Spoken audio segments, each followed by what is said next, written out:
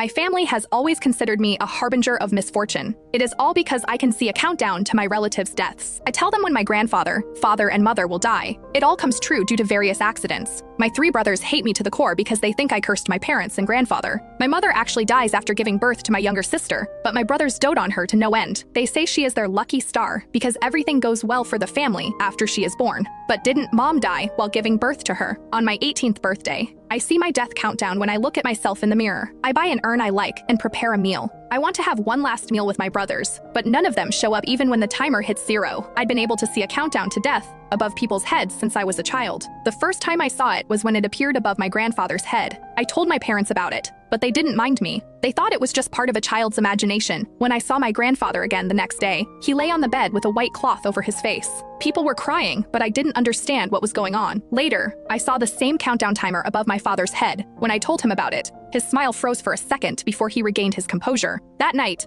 I didn't see him return from work. All I heard was the urgent ringing of a phone. My mother turned ashen when she answered the call. She was already heavily pregnant at the time. She was in such a rush to head out that she slipped and fell on the steps going into labor. That was when I saw the familiar 24-hour countdown appear above her head. That day, she passed away due to major blood loss after giving birth to my sister, Phoebe. I stood outside the operating theater, feeling lost. My 3rd brother, Carl, shoved me to the floor and called me a monster. He said I'd cursed them, that I was the reason for my parents' deaths. I scraped my palm on the floor, and blood oozed out. I wanted to cry from the pain but forced myself to hold it in when I looked around. The people standing around me didn't dare come near. I could see the fear and hatred in their eyes. I didn't dare make a sound. All I did was bite my lip and get to my feet. Then, I dusted my dress off and comforted myself. After that, I curled up in a corner and listened to the sobs around me. I hugged my knees and wept. Daddy, Mommy. I slowly drifted off. When I woke up, I found that I was alone. Everyone had left, but no one had bothered waking me up. Was it because they didn't want me anymore? I got to my feet, feeling panicked. However, my legs were numb after being curled up for too long, so I fell to the floor. The corridor was silent. Only the blinding lights were with me. Pain consumed my body, and I couldn't hold back the flood of tears. That was the day everything in my life changed. My 3 elder brothers treated Phoebe like a princess, but avoided me like the plague. Even the maids brushed me off. It was a regular occurrence for me to go to bed while starving.